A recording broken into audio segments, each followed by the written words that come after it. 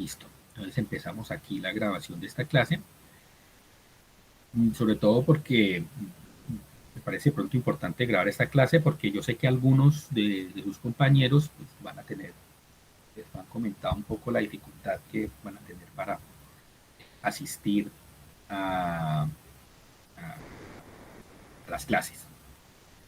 Pues bueno, aquí quedará el material para ellos y seguramente después en el campus pondré un documento como con algunas generalidades, que ya saben, pues hemos hablado. La idea es que vamos a ver temas hasta el, la primera semana de octubre. Clase vamos a ver hasta eh, el 8 de octubre, viernes 8 de octubre, y seguramente nuestro parcial quedaría programado para el 11 de octubre. La idea es entonces que en esta segunda parte del curso que tenemos pendiente, pues qué pena, ustedes ya me escucharon toda esta chachara, pero pues para los que no están en la clase, vamos a ver ya los temas de lo que son algoritmos supervisados y no supervisados. Pero bueno, nos tomaremos esta y las dos siguientes clases para repasar lo que hemos visto hasta ahora.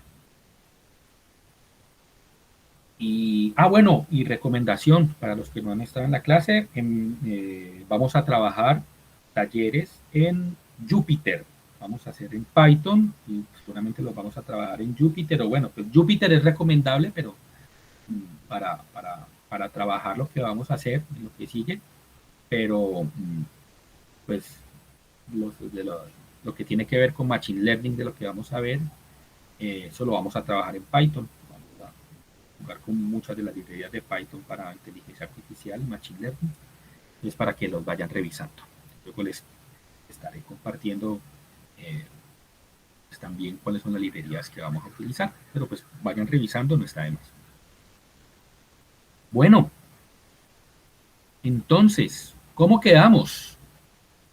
Nosotros hasta antes de hasta antes del paro, nosotros habíamos visto de los temas que habíamos visto tenía que ver con qué es la inteligencia artificial, hicimos una introducción a la inteligencia artificial, hablamos de agentes inteligentes, hablamos de solución de problemas y empezamos a hablar acerca de juegos. Eso fue los temas que habíamos visto hasta ahora. ¿Ustedes qué recuerdan acerca de lo que es inteligencia artificial? De lo que era pues como de estos temas que teníamos hasta ahora.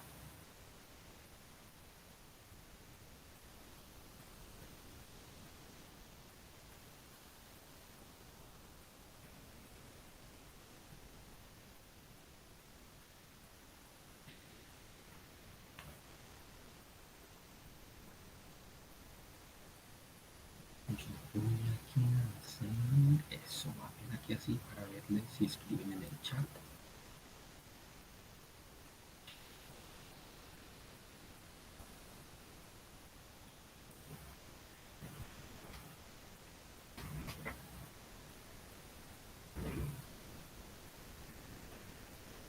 Ajá.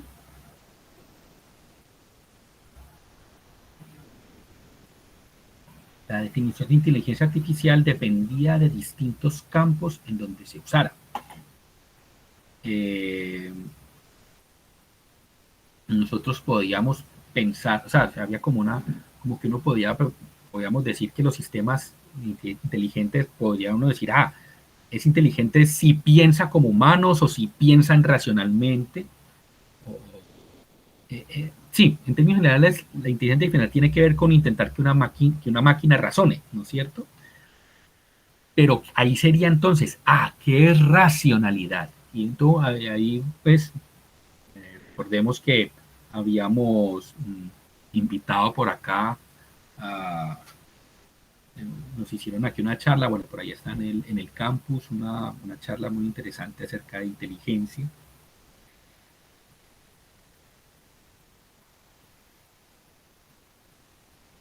Ajá, nosotros definimos la parte de los agentes y de software y lo que compone los agentes de software.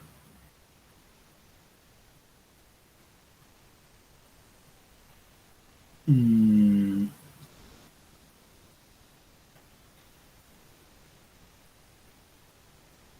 pero bueno, básicamente la inteligencia artificial es todavía yo creo que hay mucha discusión acerca de, bueno, qué es lo que es inteligencia artificial.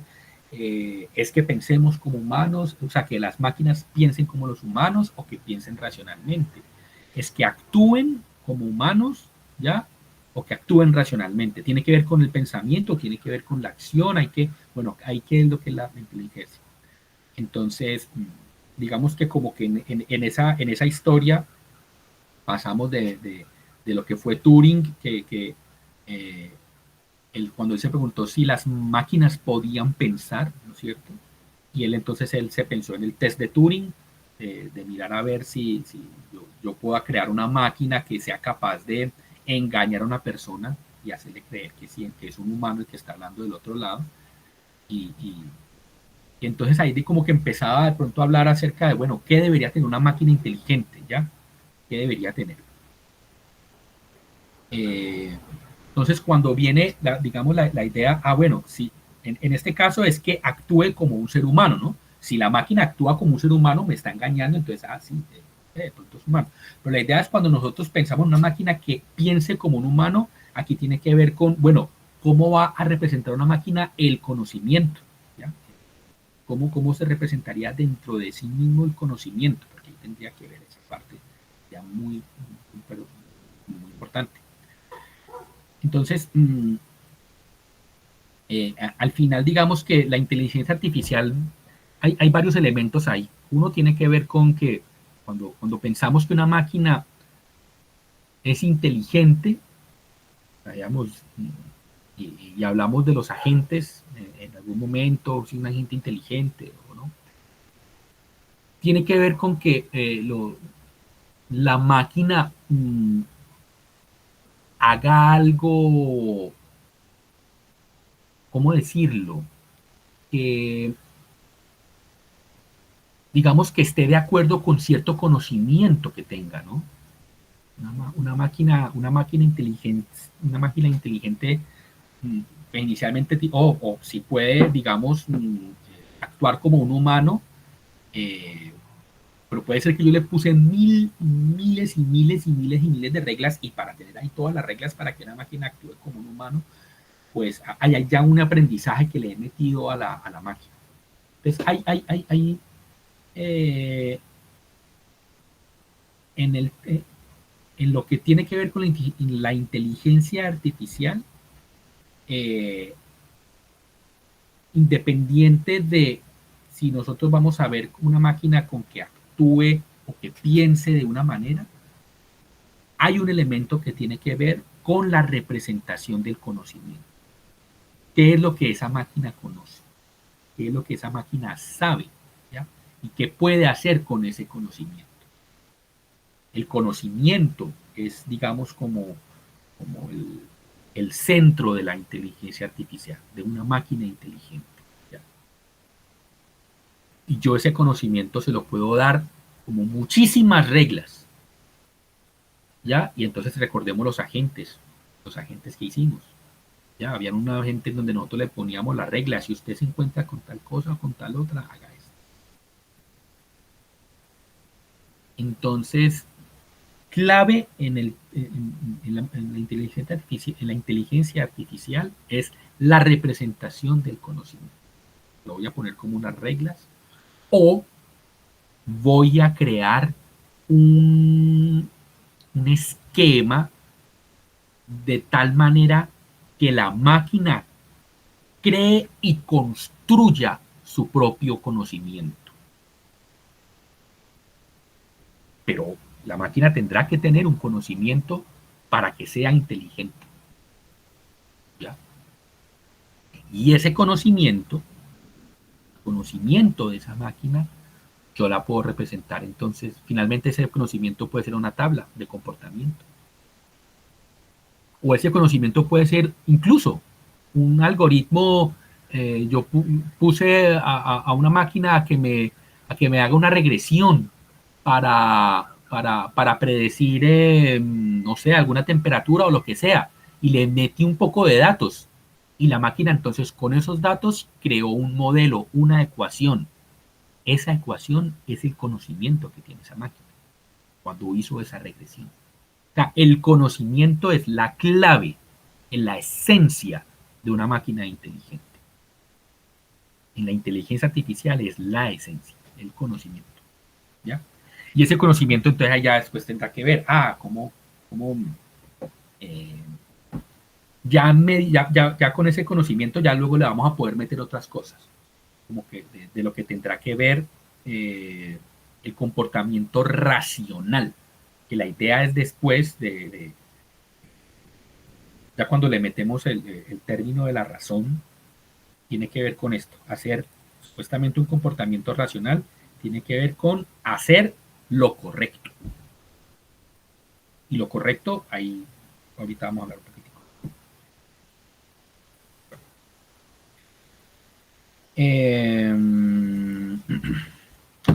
Entonces, esto, digamos, quería como recordar.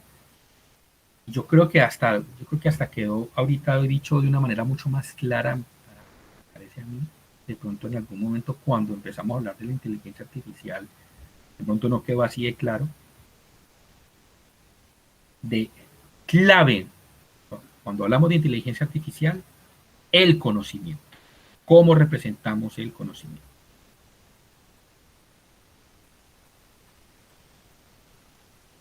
Nosotros luego empezamos a hablar de los agentes. ¿Ustedes qué recuerdan de los agentes? Venga, que aquí.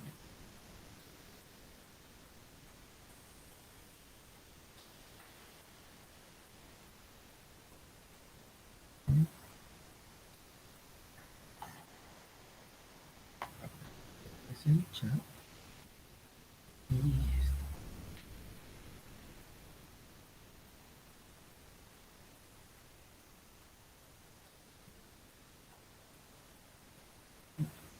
¿Ustedes qué recuerdan de los agentes?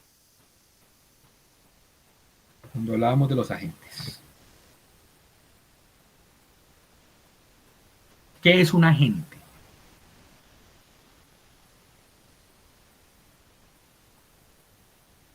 Un agente es el enemigo de Neo y Morfeo. ¿Qué más puede ser un agente?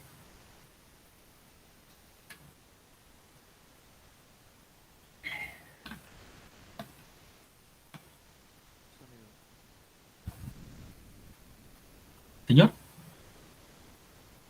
Una de las características es que puede como percibir lo que lo rodea, su entorno.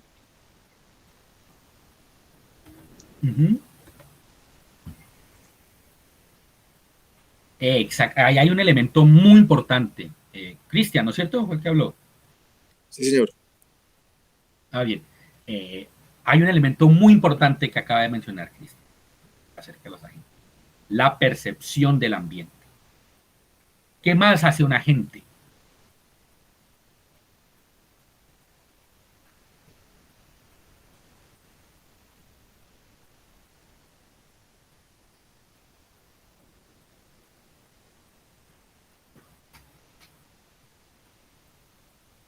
¿Para qué percibe un agente el ambiente? Actúa de acuerdo a esas percepciones. Señor, la gente es algo que quien percibe del ambiente algo y actúa de acuerdo a lo que ha percibido.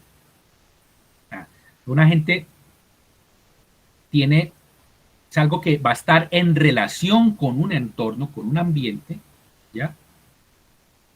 Puede ser, ojalá que sean decisiones lógicas, ojalá que sean decisiones lógicas. Eh, pero sí, o sea, va a tomar decisiones a partir de lo que perciba del ambiente. Inicialmente eso es un agente.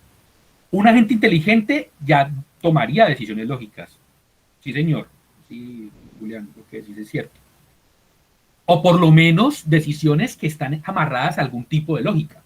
Porque, por ejemplo, un, yo estaba pensando en eso esta mañana, pensaba en eso, un trompo. Cuando yo tengo un trompo, yo lo pongo, pongo el trompo a bailar. eh, el trompo es un elemento que está ahí.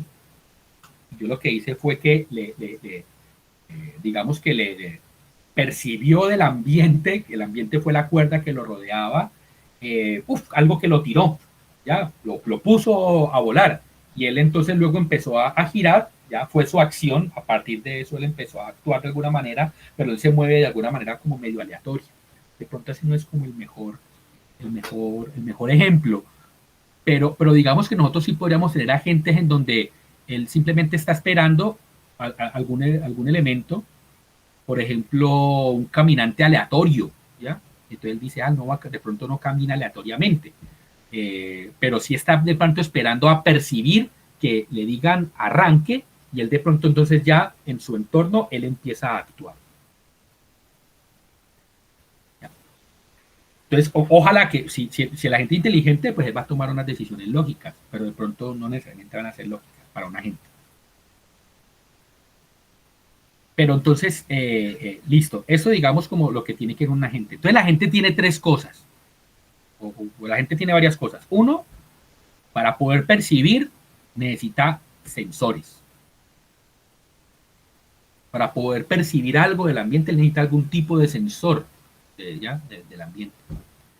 Y la gente, para poder, pues como el agente es algo que hace, es un agente, es algo que actúa, ¿ya? Que hace, ¿ya? La palabra agente suena muy parecido a actuar, ¿ya? Porque un agente hace, ¿ya? Entonces, el agente tiene sensores y tiene actuadores. O sea, el agente hace algo en ese ambiente. Pero entonces, un agente inteligente, además de tener las percepciones y las acciones, ¿qué más debería tener?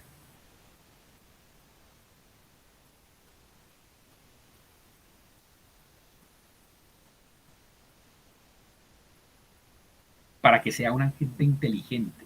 Y para que haga eso que dice Julián, tomar decisiones lógicas. ¿Ya?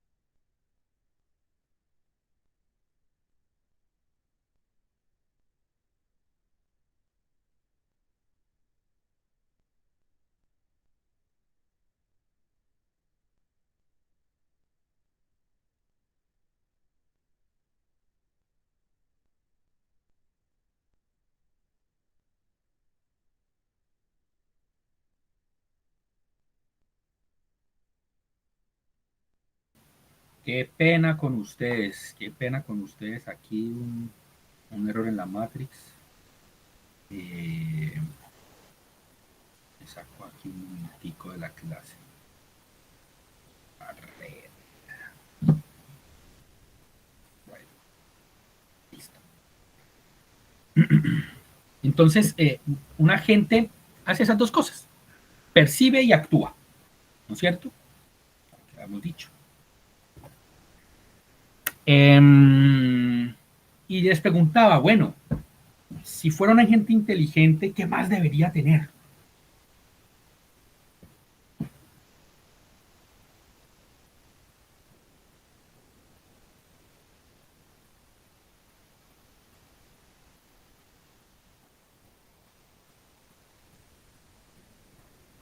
memoria.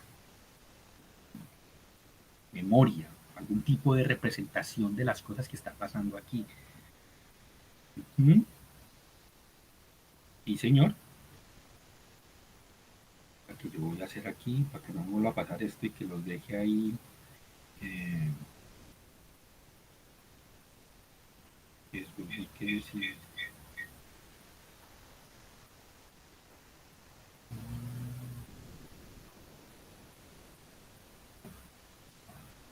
Listo. Me vuelvo a ir, entonces ya sé que y tengo mi backup de conexión. Entonces, listo. Eso digamos que sí, o sea, una gente inteligente debería tener memoria, debería tener como algo de una lógica, ¿ya? O sea, como algo diferente, como que lo haga actuar dependiendo pues también de lo que perciba, ¿no? Bueno, ¿ustedes recuerdan los agentes racionales? ¿Qué es lo que nosotros decíamos acerca de los agentes racionales? ¿Cómo?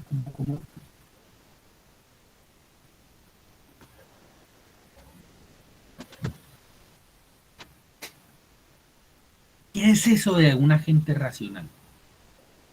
¿Qué significa eso? Ahorita lo vimos hace un ratico. ¿Qué significa eso de hacer lo correcto?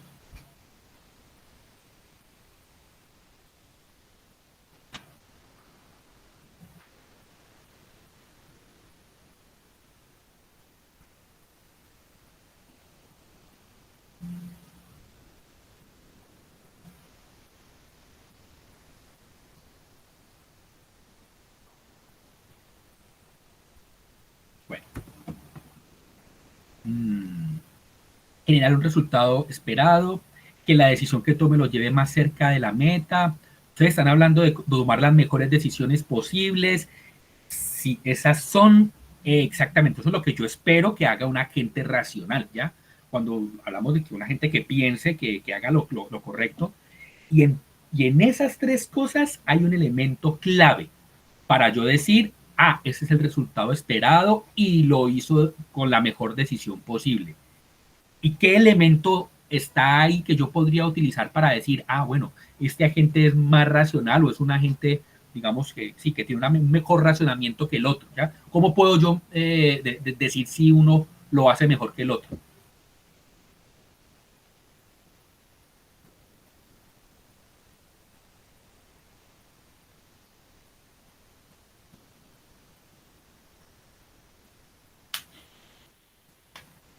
¿Qué puedo utilizar yo para decir con un mejor costo? Sí, señor.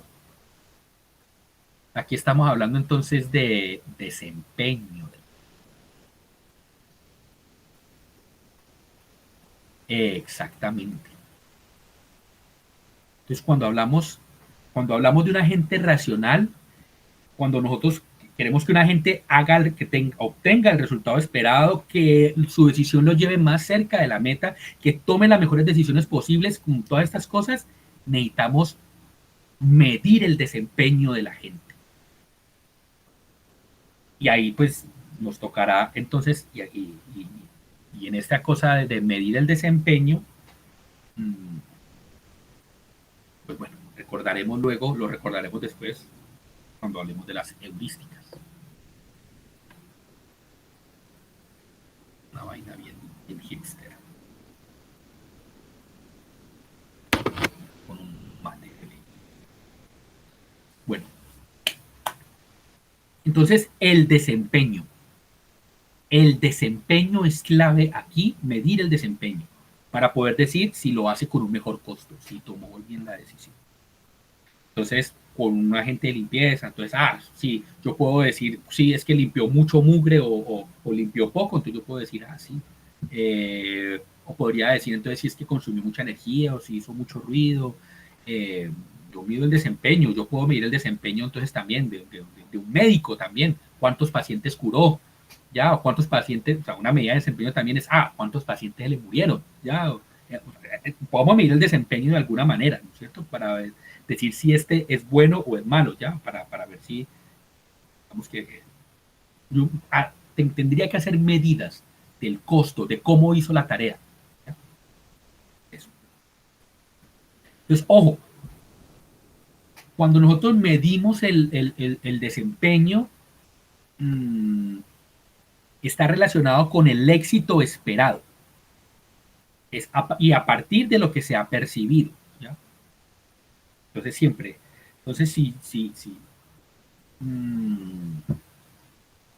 yo tengo un agente, por ejemplo, que está en un espacio abierto y mi agente es un ratón que yo voy a programar para que llegue hasta donde está el queso, ¿no es cierto? Y él solamente percibe lo que tiene aquí alrededor, ya no, él tiene que empezar a buscar a ver hasta dónde, cómo podría llegar hasta el queso. Entonces,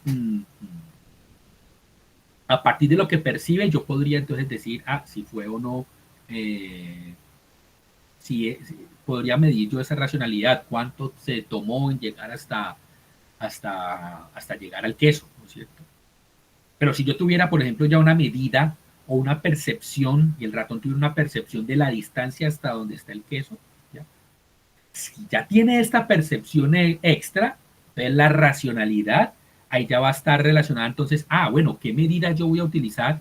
¿Cómo voy a hacer yo para llevarme hasta allá, al éxito esperado que llegara hasta ese queso? ¿No es cierto? Pero todo es a partir de lo que se percibió. Si solamente yo percibía aquí lo que está al lado del ratón, o si ya puedo percibir entonces también y saber a qué distancia está lo otro. Digamos que eso también me condiciona un poco la racionalidad. Y eso es diferente a la omnisciencia. Y en los agentes, entonces, eso lo habíamos comentado antes, hace mucho rato, que es que la omnisciencia supuestamente es saber exactamente cuál va a ser el resultado que va a producir una acción, ¿ya? Y no siempre vamos a saber cuál va a ser el resultado con todas las consecuencias de todo, digamos, del resultado. No siempre vamos a hacer, o sea, no existe la omnisciencia. Una cosa es la racionalidad, yo voy a tomar una acción a partir de lo que he percibido y que me minimice el costo, ya, o lo que sea para llevarme hasta el queso, y entonces tomo la acción y después vuelvo y digamos que siempre utilizando esta racionalidad, esta medida del desempeño que me esté llevando ahí, pero siempre es a partir de lo que percibe el agente, ¿ya? De lo que está, de las reglas, de lo que yo le he dado para que perciba. Pero una omnisciencia no existe en el sentido porque yo, cuando yo tengo un agente que está metido en un ambiente, pueden haber otros factores, ¿ya? Que se salgan del rango de percepción de la gente y que pues posiblemente van a poner en entredicho esas medidas, ¿no? Sí, digamos el objetivo que se había propuesto el agente. Por ejemplo, si yo tengo un ratón en un ambiente y tengo una pared en toda la mitad, entonces el ratón él siempre va a tratar de minimizar la distancia hasta el queso. Y él de pronto ¡pum! Llegó hasta la pared. Entonces, él no sabía que si se estaba yendo por acá, entonces me iban a contar con la pared, entonces aquí le tocó cambiar de racionamiento o lo que sea. Bueno, pero entonces a lo que voy es que con lo que percibía este agente, él va a tomar una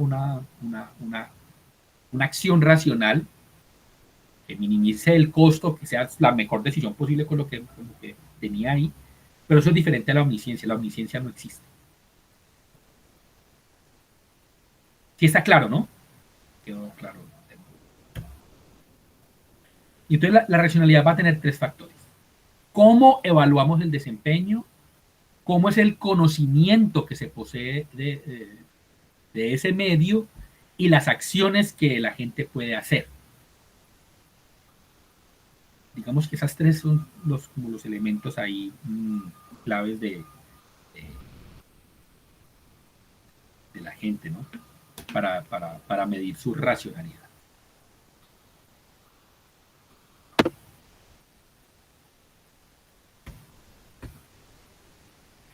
Y hay una diferencia entre un agente racional y el agente racional ideal, y es que el agente racional ideal tiene un conocimiento, el agente racional tiene un conocimiento del ambiente y él va a tratar de hacer algo con ese conocimiento para llegar hasta la meta, pero el agente racional ideal va a hacer cosas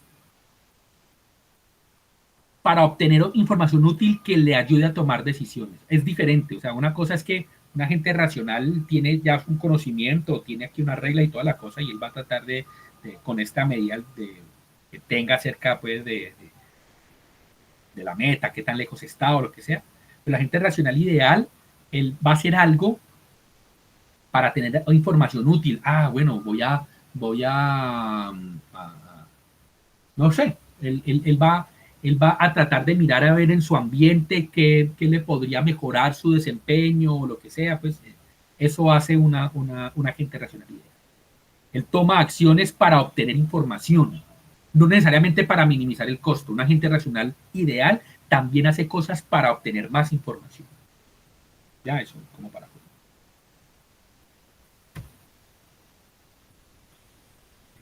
Entonces,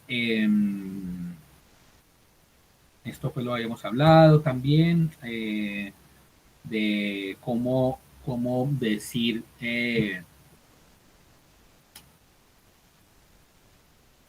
dependiendo pues como de lo que ya sabemos que una gente toma decisiones a partir de lo que percibe, ¿no es cierto? Entonces una manera de asignar o sea, ese comportamiento, esas acciones, ¿ya? Es más bien coger en el agente, en la memoria que había mencionado por acá Miguel, ¿ya? A decir y guardarle a la gente una tabla de acciones, ¿ya? Y mapear, vea, si usted percibió tal cosa, haga esto. Si usted percibió esto, haga esto. Es una manera de asignar el comportamiento y es un conocimiento que va a tener ahí el agente metido. Entonces, en ese caso, yo podría hacer, por ejemplo, un agente con un mapeo de percepciones y acciones, un agente raíz cuadrada. Percibió un 1.0, entonces yo puedo tener aquí un mapeo y una tabla, y esto pues va a ser como muy grande, ¿no? Hacer esto, más fácil aquí hacer una función. Entonces, es que yo percibí un 1.1, entonces voy a sacar de mi tabla de acción, de percepción-acción. Cuando percibo un 1.1, devuelvo esto. Pues más fácil, más bien hacer y meterle otra cosa. Pero lo que digo es que hay muchos casos en donde simplemente hacer una tabla de percepción y acción puede ser mucho más sencillo, si tuviera pocas acciones que realizar. O si tuviera más bien un limitado número de percepciones, si yo solamente puedo percibir 3 cosas o 4 cosas o lo que sea, pues de pronto más bien hago simplemente esta cosa aquí de percepción y acción, una tabla y sale para pintura. Pero si yo tengo infinidad de percepciones, hacer una tabla de percepción y acción, ahí sí puede ser más complicado.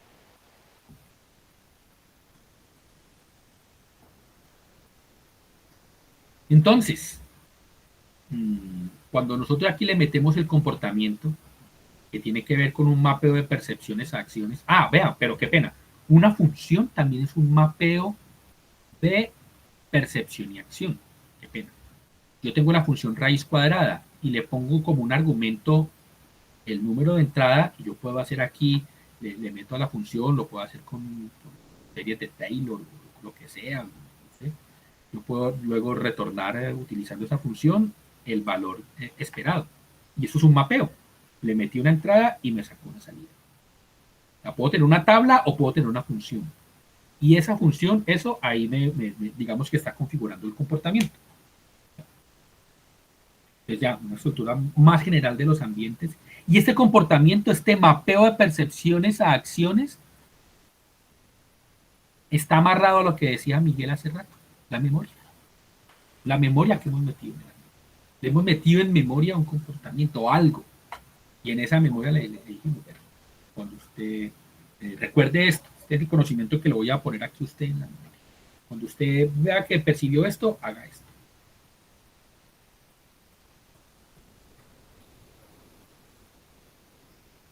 Entonces, bueno, esto digamos como ya para decir lo que era la estructura general de los ambientes, que este comportamiento tiene que ver con, es un elemento importante aquí, eso que está ahí en la memoria. Bueno, eh, 4 tipos de agentes existen: el agente de reflejo simple, el agente con modelo del entorno, basado en metas y basado en utilidad. ¿Ustedes qué recuerdan del agente de reflejo simple?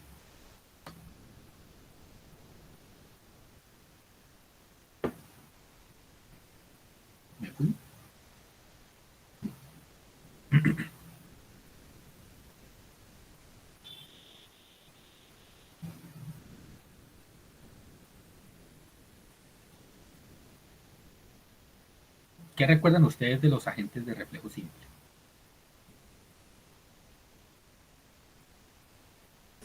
Que se,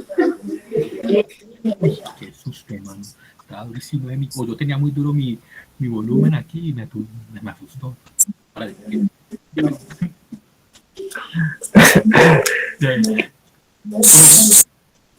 ¿Ahí se me escucha, perdón? sí, sí, sí. Fuerte y claro, mano. Ya no asustador. Sí, que según la tabla de percepción, lo realiza y listo, no busca como el mejor camino, no, que lo hace, lo primero que le aparezca en la tabla de percepción lo hace. Exactamente. Eso es un agente de reflejo simple. ¿Ya? Tiene una tabla de percepción-acción. Cuando yo recibí esto, entonces hago esto. ¿Ya? Eso es un agente de reflejo simple. Y el conocimiento aquí se va a representar como una tabla. A cada percepción asocio una acción a efectuar. Eso es un agente de reflejo simple. Muy sencillo. Y siempre ante una percepción, el agente va a actuar siempre de la misma manera. Porque él siempre va a buscar en la tabla la primera vez que él se encuentre esa percepción, entonces él va con eso. Es un agente de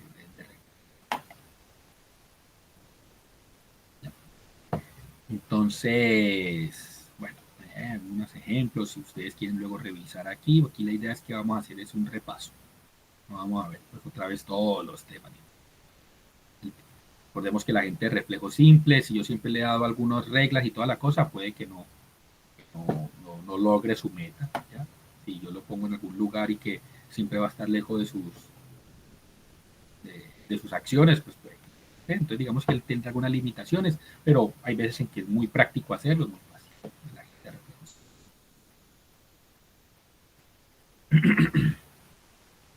simple. Entonces hay unas reglas, ¿no es cierto? Para la gente de reflejo simple, la idea es leer la entrada, mirar a ver cómo es la regla, dependiendo de esta regla, entonces tomo esta acción y vale. Hay varios ejemplos. Y aquí se me acabó esta presentación.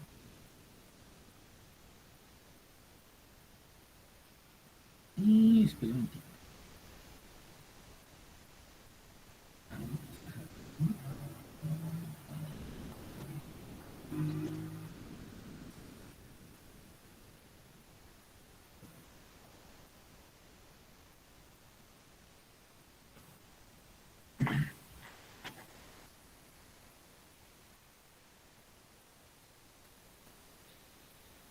No, este sí. Este sí.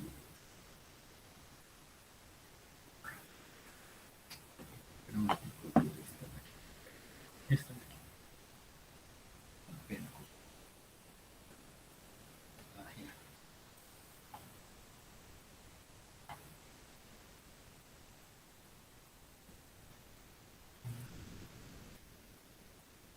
Ven aquí con ustedes.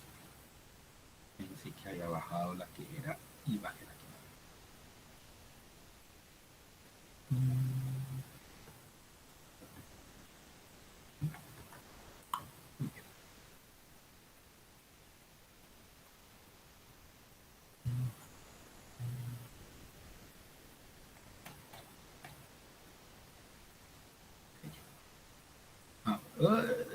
Listo. Entonces, eso, el agente de modelo simple. El agente de modelo de entorno. ¿Ustedes recuerdan qué hace, qué tiene un agente de modelo de entorno?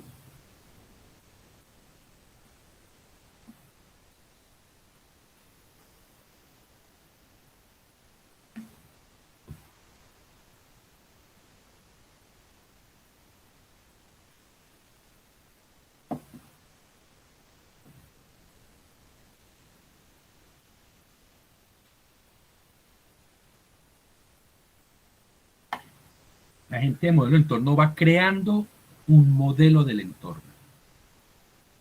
Entonces aquí ya el comportamiento que hace, ¿ya?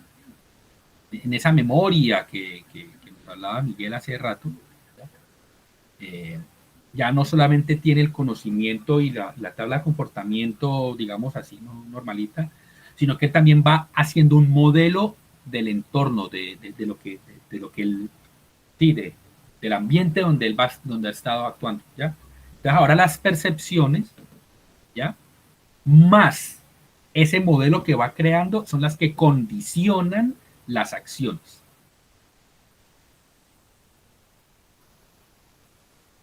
¿Ya? Entonces eso es lo que hace un agente con modelo de entorno.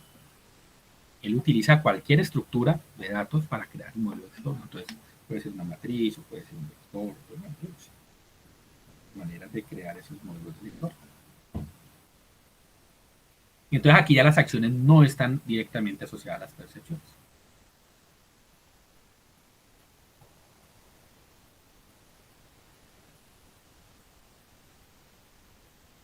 Entonces, bueno, con la gente de modelo de entorno ya digamos que aquí tiene un elemento extra, que es básicamente lo que percibe más eh, algunos datos anteriores o alguna historia que él tenga respecto al entorno. Y a partir de esos dos elementos es que él crea, él genera una acción.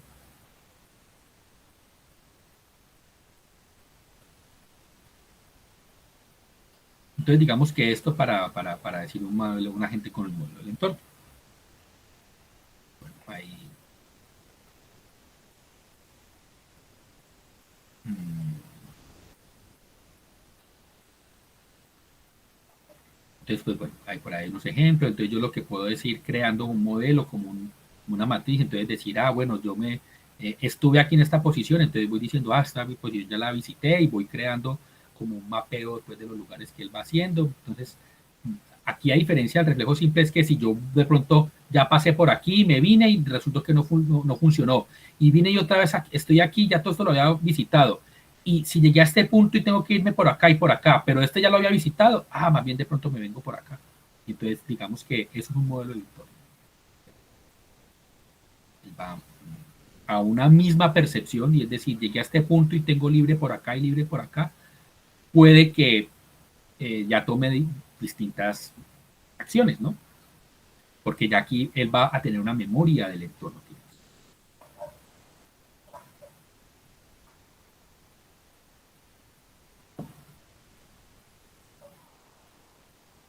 Entonces, bueno, por ahí hay un dibujito que dice cómo es el agente con el modelo del entorno, donde él tiene la percepción, tiene un estado, tiene también ese estado tiene que ver eh, con, el, con cómo él, digamos que tiene también ese modelo del entorno, bueno, también tiene reglas de comportamiento. Y, bueno, entonces, hablamos de que teníamos cuatro tipos de agentes, ¿ya? El agente de modelo simple, el agente con, digamos, un modelo del entorno, y teníamos también los agentes basados en meta y en utilidad.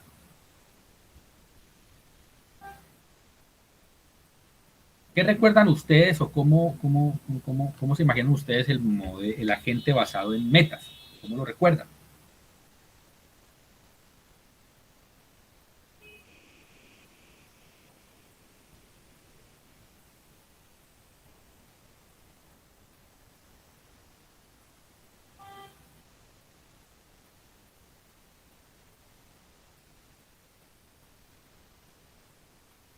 Aquí con los agentes basados en metas, aquí hay un elemento extra. Y podemos tener las otras dos cosas, ¿no? La tabla de mapeo de acciones, la memoria y toda la cosa, pero ahora tenemos un estado final deseado. Ese es un basado en metas.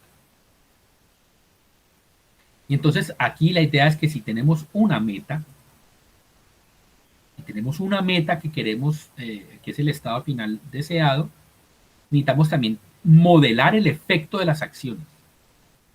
¿Ya? Es si esas acciones me están o no acercando a la meta. Y este modelado del efecto de las acciones tiene que ver con métricas. Métricas. Medir si lo que nosotros estamos haciendo,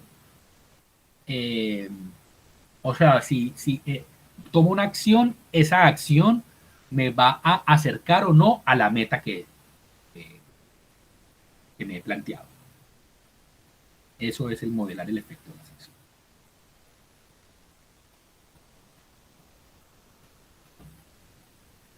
O sea, mejor dicho, con eso podemos decir que aquí lo que ya empezamos a meter son heurísticas, son medidas, son estimaciones que me pueden llevar hasta la meta.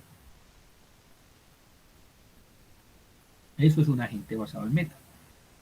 ¿Y qué diferenciaría un agente basado en metas con un agente basado en utilidad?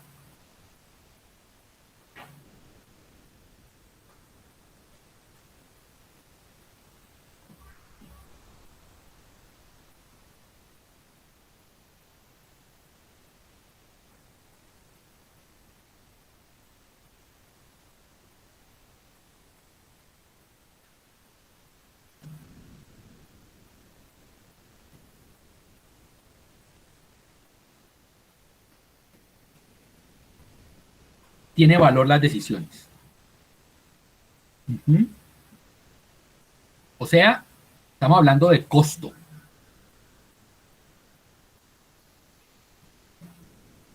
Cuando hablamos de un agente basado en utilidad, estamos hablando del costo.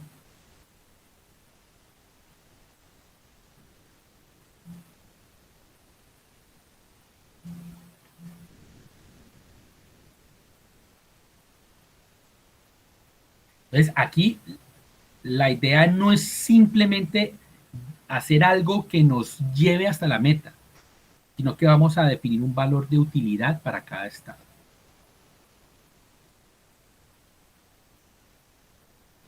Entonces el valor de utilidad puede ser aquí sí cuántos pasos he dado, cuántos, si esto me acerca o no para allá.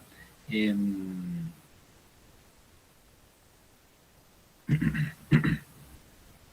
la idea es que vamos a valorar cada estado.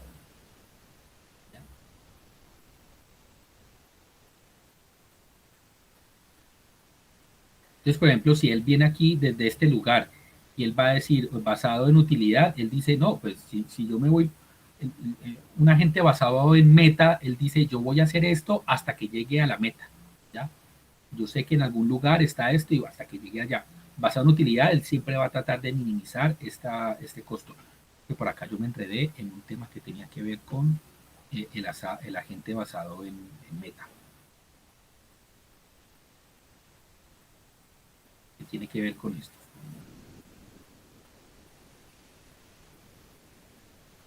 Ah, no, sí, el basado en meta tiene que ver con, sí, me va a acercar a la meta. La idea es, pero por ejemplo, un agente como este, él va a tratar de acercarme a la meta, pero aquí podría quedar metido. Y él siempre va a tratar de acercarse pues, a la meta. El agente basado en utilidad, él va digamos, a interpretar qué costo pueda haber también. O sea, el basado en meta, él dice, Goku va a llegar aquí a la esfera del dragón y esto, digamos, le va a llevar allá. Así le toca enfrentarse contra Freezer y toda la vaina. Pero el basado en utilidad, él va a decir, uy, no, es que por acá es muy costoso porque es que Freezer es muy poderoso, entonces voy por este lado. Entonces, este es un agente basado en utilidad. Tiene valor las decisiones. O sea, cada cosa, si yo sé que por este camino este es el costo que me que me tomaría llegar a la meta. Entonces yo digo, uy, voy a tomar es el camino que me lleve con el menor costo.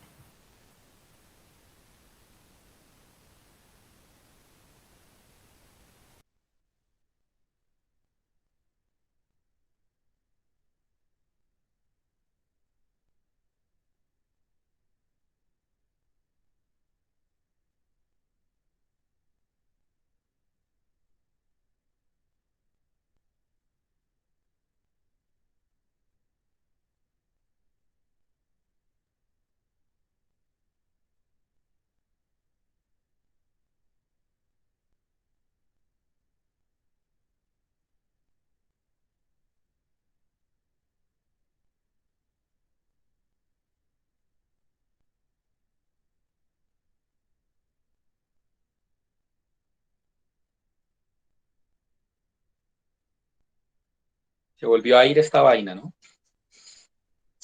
Se volvió a ir mi conexión. ¿Ustedes sí me escuchan ahí?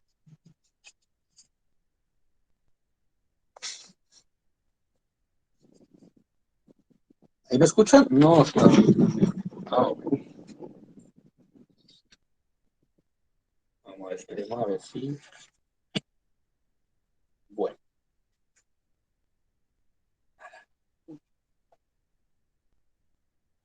por acá una cosa. Uh, listo, la vida dura. Me quedé. Se me cayó el wifi. Cosa más compleja.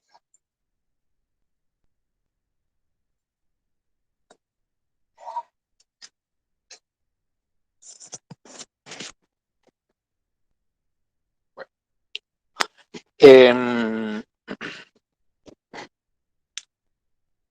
vamos a ver si. Ah, listo, ya volvió por acá.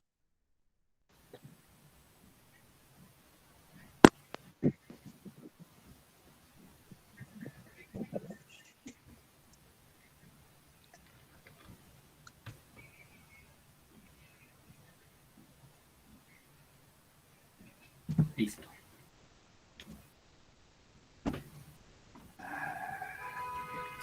Bueno,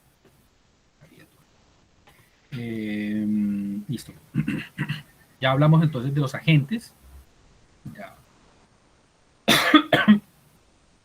recordamos un poco algunas generalidades de los agentes, de los tipos de agentes que podemos tener.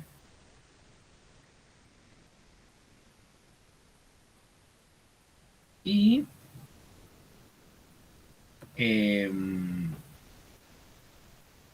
íbamos era como a comentar un poquitico algo acerca de los ambientes.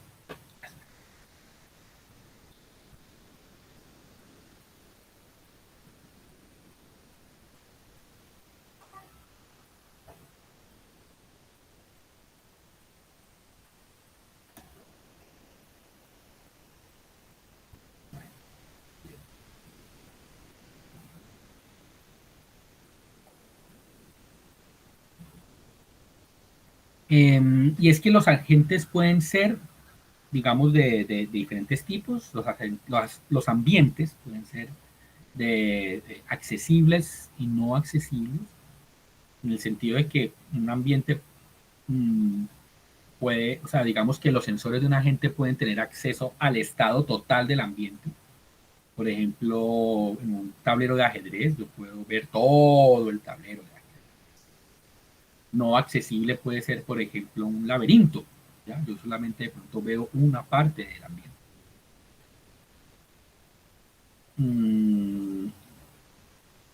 Un ambiente puede ser determinista o no determinista. Y es que el estado si el estado siguiente en un ambiente se determina completamente mediante el estado actual y la acción escogida, entonces decimos que el ambiente es determinista.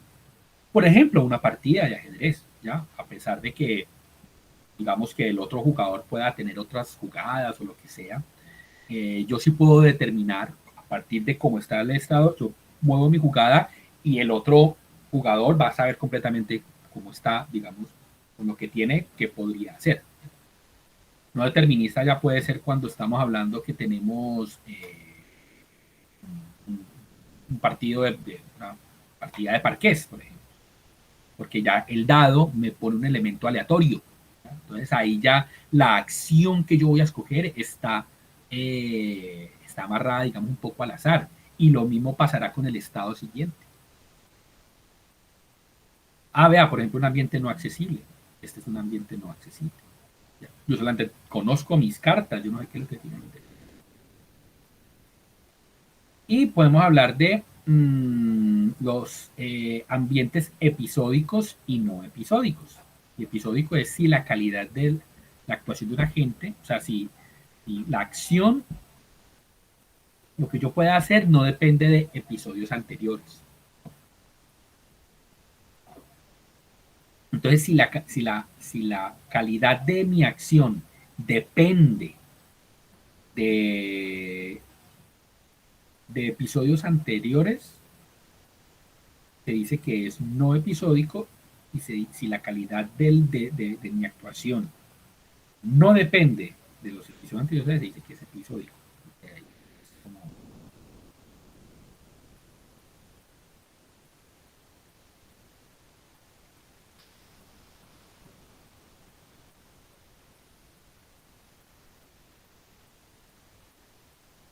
ya.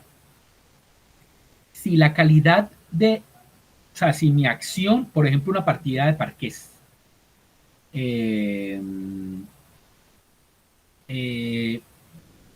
yo voy a tomar yo hago mi jugada, ¿no es cierto? Y en ese ambiente, entonces yo siempre voy a tratar de llevar mis fichas más cerca a la meta, ¿no? Al cielo, ¿no? En este sentido, hablamos de que en la medida en que yo me voy acercando y cada vez voy más cerca a la meta, ¿ya? La calidad digamos, de la jugada o la utilidad, digamos, que depende de lo que he hecho antes, ¿no es cierto? Por esto decimos que esa partida es no episódica, porque no es que vayan muchos episodios, sino que es como un solo cuento. Entonces la calidad aquí de mi jugada sí va a depender de lo que ha pasado antes. Si me comieron y me mandaron a la cárcel la ficha, ¿no es cierto? Entonces vuelve y arranca. O sea, siempre va a depender de lo que, digamos, de los episodios anteriores. Ese es un ambiente no episódico, porque es, digamos, como que es toda una sola historia que se va contando, no son episodios. Una partida de póker, ¿ya? Cuando yo hago una partida de póker, y siempre barajo las cartas, recojo todas las cartas, vuelvo y barajo y vuelvo y reparto. Aquí vamos a decir que yo tengo mis cartas y aquí esto no va a depender de cómo jugué antes. Bueno, si fuera de las partidas de póker profesional en donde las cartas que utilizaron ya quedaron y no se vuelven a jugar y toda la cosa, digamos que de pronto sí ahí sí puede depender de qué fue lo que pasó antes. Pero digamos que ese no fue el caso, sino que siempre barajo las cartas y siempre reparto. Entonces siempre esta mano que tengo aquí no va a depender de lo que pasó antes, de cómo barajé antes. Entonces siempre cada que juego aquí es un solo episodio. Por eso decimos que la calidad aquí no va a depender de lo que pasó antes, por eso ese es un ambiente episódico. Sí está clara la diferencia entre un ambiente episódico y no episódico.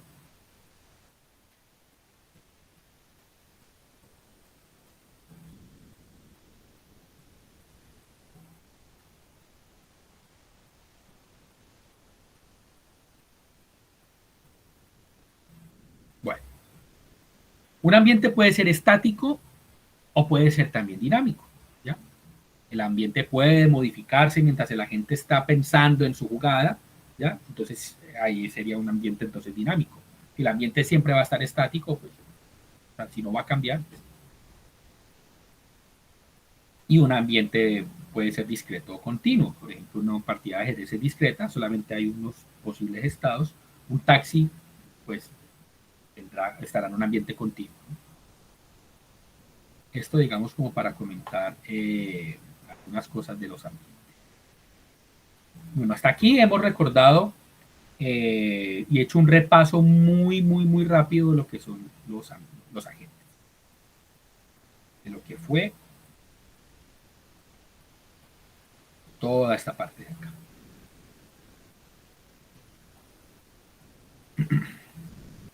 Y ahora lo que nos queda por repasar es el tema de la solución de problemas. Y eso...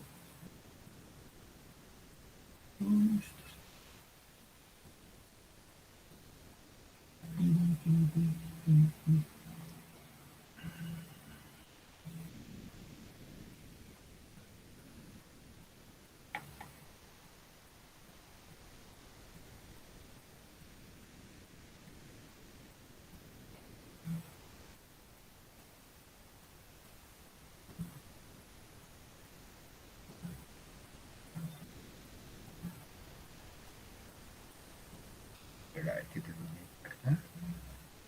Y ahí sí, eso hacemos.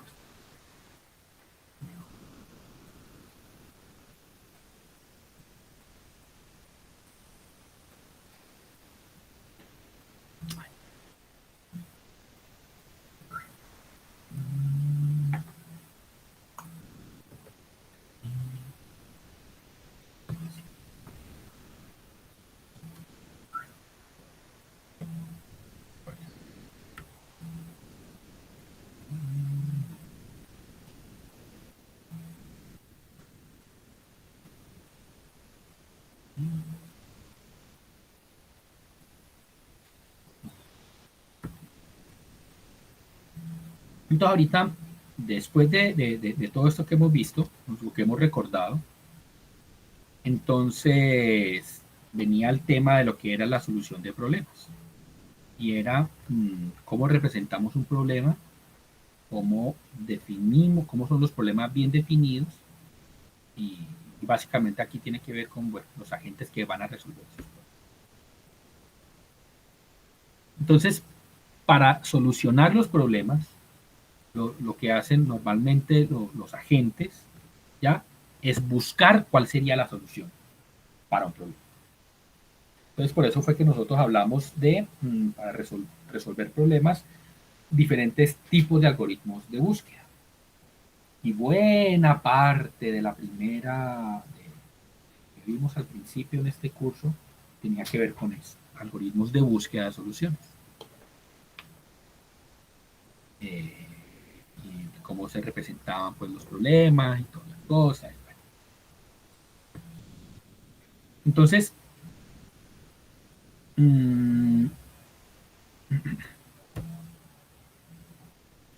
si vamos a solucionar el problema, primero necesitamos formular el problema.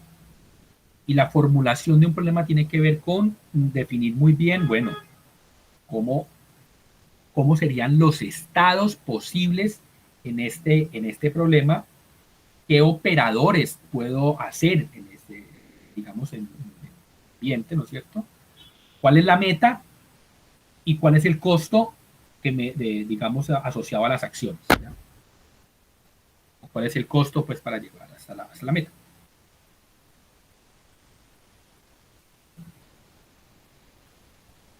Entonces, primero es formular el problema, definir cuáles son los estados, qué operadores tengo yo para resolver el problema, la meta y el costo.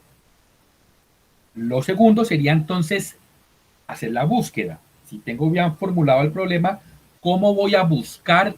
O sea, la búsqueda tiene que ver con evaluar las posibles acciones, de todas las acciones que yo tengo, de todas las posibles acciones, y decidir la mejor. Y ya pues la tercera parte es ejecutar la acción que se encontró con la búsqueda. Entonces, esas es, digamos, como los 3 pasos para solucionar el problema. Entonces, un problema bien definido tiene estas 4 cosas. Un problema bien definido tiene un estado, para un problema bien definido yo conozco los estados, puedo definir bien el estado, y el estado tiene que ver con, por ejemplo, posiciones, o tiene que ver con cómo está el ambiente, alguna cosa así que yo pueda escribir. Los operadores, ¿ya? ¿Qué operadores yo puedo, o sea, un problema bien definido, entonces las acciones que yo puedo hacer va a ser irme para acá, para acá, para acá, lo que sea. Prueba de meta, ¿no es cierto? Es, bueno, eh, yo tengo este estado, tengo estos operadores. La prueba de meta tiene que ver con que si yo estoy en tal estado, saber si ese estado es meta o no. Y esto es muy importante, ¿no? Porque si no, me va a quedar buscando por siempre, por siempre, por siempre. Y lo que es la función de costo de ruta. Son, digamos, como los 4 elementos claves de un problema bien definido. Entonces, pues, nosotros trabajamos bastante con este problema de ir desde una ciudad hasta el otro. Entonces, un estado tiene que ver con que, bueno, ¿dónde estoy yo? Los operadores puede ser, entonces, puedo ir a tal ciudad, puedo ir a tal ciudad, puedo ir a tal otra ciudad. La prueba costo de ruta simplemente es decir, estoy ya en la ciudad que yo quería llegar, ¿no es cierto? Y la función de costo de ruta, pues digamos es, si yo tengo esto de aquí, yo puedo definir entonces distancias o cuántos pasos hay desde cada una de estas ciudades hasta ciudad destino. Entonces la idea sería es si cada una de estas tiene un costo asociado hasta la meta, ¿ya? Que es esta parte de la función del costo de ruta. Entonces yo puedo decir, bueno, es que si me voy por este lado tiene tal costo para llegar hasta la meta, o si me voy por este lado tiene tal costo para llegar hasta la meta. Entonces eso. Bien, los estados, cómo se representa el estado actual, cuáles son los posibles estados, cuál es el estado inicial, esto tiene que ver con lo definido. Los operadores es en un estado particular qué puedo hacer yo para llevarme hasta los estados posibles, ¿ya? Ya un operador es aplicado sobre un estado, me va a generar un conjunto de estados posibles o un estado operador. La prueba de meta siempre es muy importante porque me dice si el estado actual es estado meta y la función de costo de ruta es para una ruta que es determinada, es como la suma de los costos de cada una de las acciones individuales. Pues, digamos, como lo que tendríamos ahí como un problema bien definido.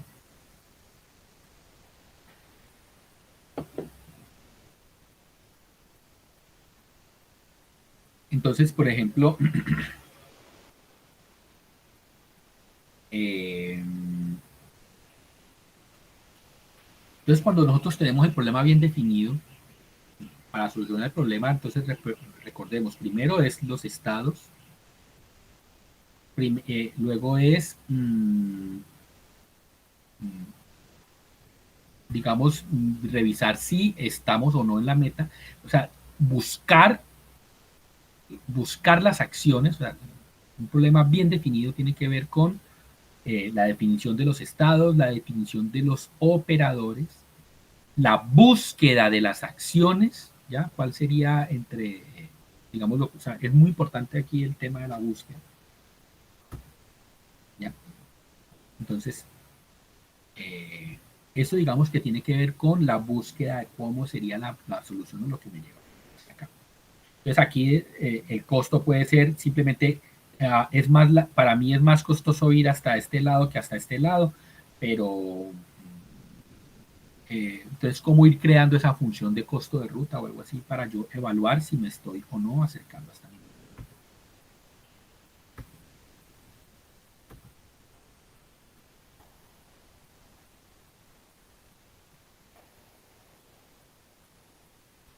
Entonces, ojo, hay dos cosas aquí. Una cosa que tiene que ver con el problema bien definido, que yo pueda definir los estados, cuáles son los operadores, cuál es la prueba de meta y la función de costo de ruta. Esto es un problema bien definido. Y este problema bien definido tiene que ver con la formulación del problema. Si ustedes ven, estados, operadores, meta y costo. Estados, operadores, meta y costo. Si definimos bien un problema, si está bien definido, entonces ya, aquí podemos pasar entonces a esta segunda parte que tiene que ver con la búsqueda. Está bien definido el problema, busquemos entonces cuál sería la mejor acción que podríamos realizar eh,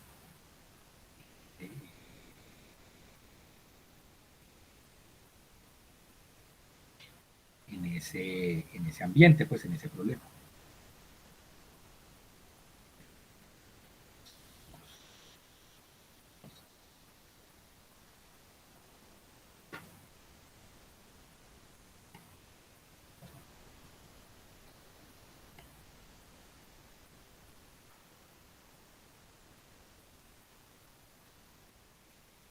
Entonces, bueno, eh, por ejemplo, para este rompecabezas, entonces el estado tiene que ver con si estoy o no ordenado, por ejemplo. Yo puedo decir, en qué posición está cada una de las fichas. La posición uno está en esta posición, la 2, yo puedo decir aquí. ¿Ya? El estado meta, yo lo puedo definir, entonces el estado meta es que las piezas estén todas en este orden. Y debería ser entonces una función que me evalúe si estoy en el estado meta o no. Los operadores es en mover el espacio arriba o abajo, a la izquierda o a la derecha, son los posibles operadores que yo puedo hacer. Y el costo de la ruta es, yo puedo decir, cada movimiento que haga tiene el mismo costo, ¿no? Y así mi problema sería un problema bien definido.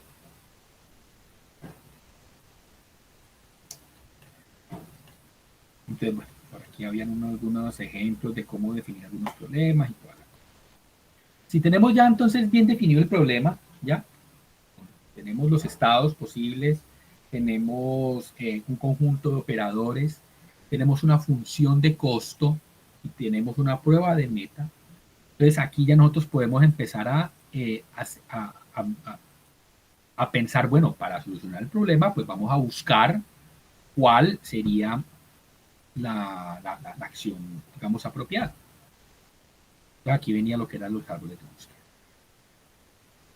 que era a partir de eh, como evaluar la expansión de los estados, o sea, los estados que se irían generando a partir desde un estado inicial, eh,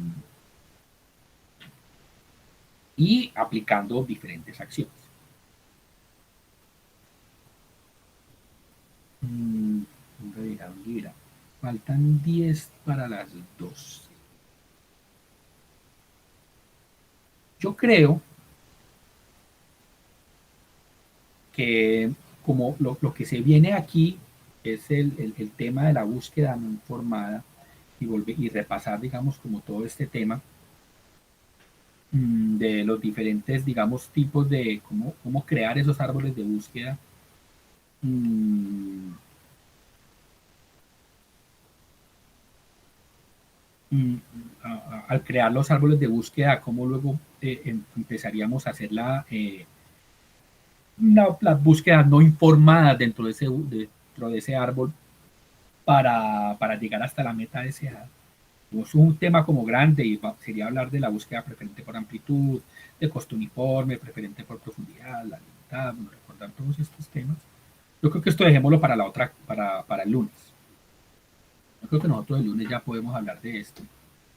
Eh, vamos a entrar de una como a despachar este tema, que lo recordemos, hablar de lo que son las búsquedas no informadas, todo esto, y recordar lo que son los algoritmos también de búsqueda informada, que tenía que ver con la búsqueda vara, el algoritmo de asterisco y toda la cosa, de esos algoritmos. Y yo creo que podemos dejar ahí, ¿cómo les parece? Y digamos por ahorita, como que arrancar ahorita de una vez el tema, me parece que de pronto esto lo vamos a dejar, lo vamos a dejar mucho.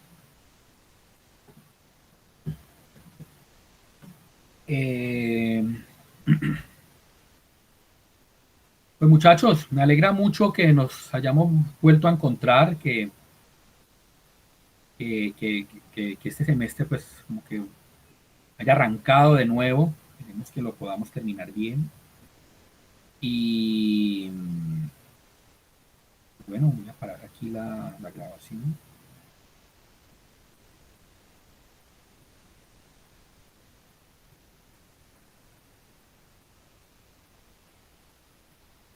Y pues bueno, no, yo estaré muy pendiente yo estaré pues como muy pendiente de cosas, pues de situaciones de ustedes. Venga, esto no es que había parado la grabación.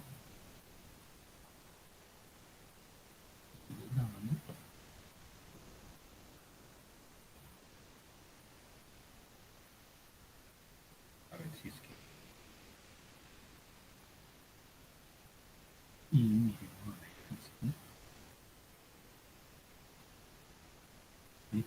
grabando esto? Ah, no, pues.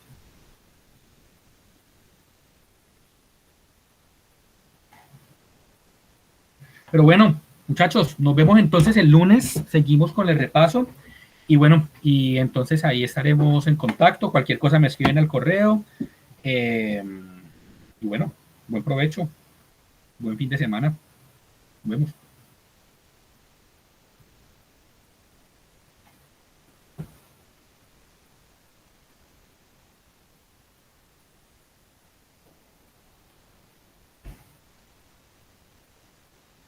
Chao Miguel, chao Helen, sí, Cristian, Julián. Nos vemos.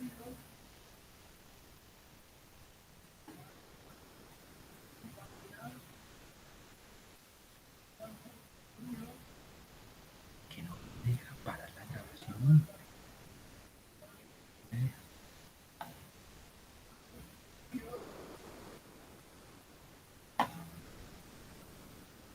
Ah.